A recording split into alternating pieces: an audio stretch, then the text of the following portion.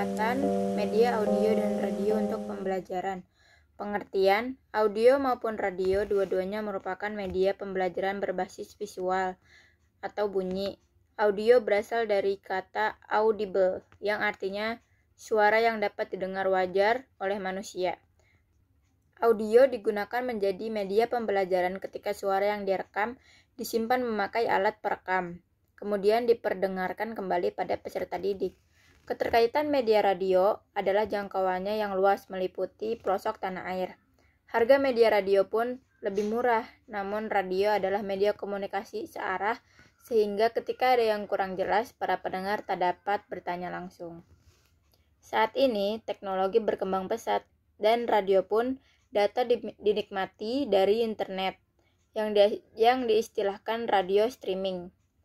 Radio streaming dapat diakses di seluruh dunia dengan syarat harus memiliki komputer dan jaringan internet. Terima kasih. Assalamualaikum warahmatullahi wabarakatuh. Saya akan menjelaskan tentang model pemanfaatan media audio untuk pembelajaran. Di sini model pemanfaatannya itu ada 5. Yang pertama, terintegrasi dengan media cetak, buku atau modul. Yang kedua, pemanfaatannya diintegrasikan dengan media cetak. Yang ketiga, pengintegrasiannya bias murni dan semi. Murni maksudnya itu antara audio dan cetak saling melengkapi satu sama lain dan tidak dapat dipakai secara masing-masing. Kalau semi masih memungkinkan penggunaan salah satu dari audio atau media cetak. Yang keempat itu untuk pengintegrasian murni, mayoritas lebih materi ada di radio. Dan yang kelima, materi yang ada di audio biasanya membaca wancana. Sekian dari saya. Wassalamualaikum warahmatullahi wabarakatuh. Pemanfaatan kaset audio dalam kegiatan pembelajaran. Pengembangan dan pemanfaatan sumber belajar yang dapat menunjang dan mempermudah kegiatan pembelajaran merupakan upaya yang perlu dilakukan dalam meningkatkan mutu pembelajaran. Sehubungan dengan upaya meningkatkan mutu pembelajaran di sekolah dasar, Pustekom Depdiknas sesuai dengan tugas dan fungsinya telah merintis pengembangan model pemanfaatan program kaset audio interaktif. Program kaset audio interaktif ini didesain sedemikian rupa sehingga peserta didik dimungkinkan dapat terlibat secara aktif dan terus-menerus berinteraksi dengan guru melalui radio. Mengingat pembelajaran yang harus selalu bersifat interaktif, artinya peserta didik dapat memberikan respon setelah mendengarkan program-program audio. Misalnya seperti mengerjakan tugas latihan, mengucapkan, dan sebagainya. Program kaset audio interaktif juga dapat dimanfaatkan di dalam kelas di bawah bimbingan guru. Program yang dikemas di dalam kaset audio ini memungkinkan peserta didik dapat belajar baik secara individual maupun kelompok dengan atau tanpa bimbingan guru dan berinteraksi dengan program media audio pembelajaran. Interaksi peserta didik dapat berupa respon secara verbal terhadap latihan yang diberikan program audio.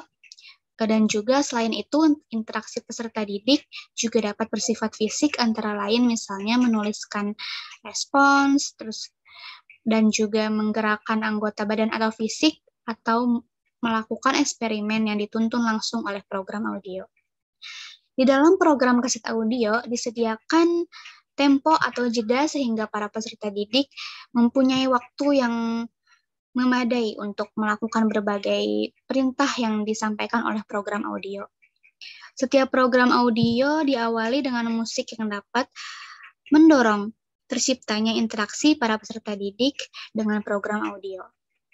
Jadi intinya program kaset audio interaktif ini dapat sangat membantu dalam pembelajaran dan kegiatan pembelajaran dan dapat meningkatkan suasana yang lebih kondusif dan juga efektif di dalam kelas, baik bagi guru maupun bagi para peserta didik. Adapun kelebihan pemanfaatan media kaset audio dalam kegiatan pembelajaran, antara lain sebagai berikut. 1. Dapat diputar berulang-ulang tanpa mempengaruhi volume. 2. Dapat dihapus secara otomatis dan pitanya dapat dipakai kembali. 3. Dapat digunakan sesuai jadwal pelajaran yang ada. 4. Dapat menyajikan kegiatan-kegiatan di luar sekolah seperti hasil wawancara, rekaman kegiatan, dan lain-lain.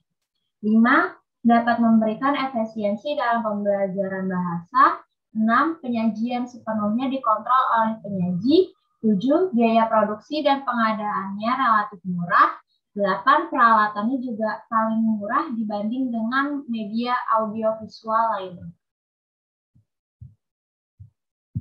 Sedangkan kelemahan kaset audio antara lain sebagai berikut.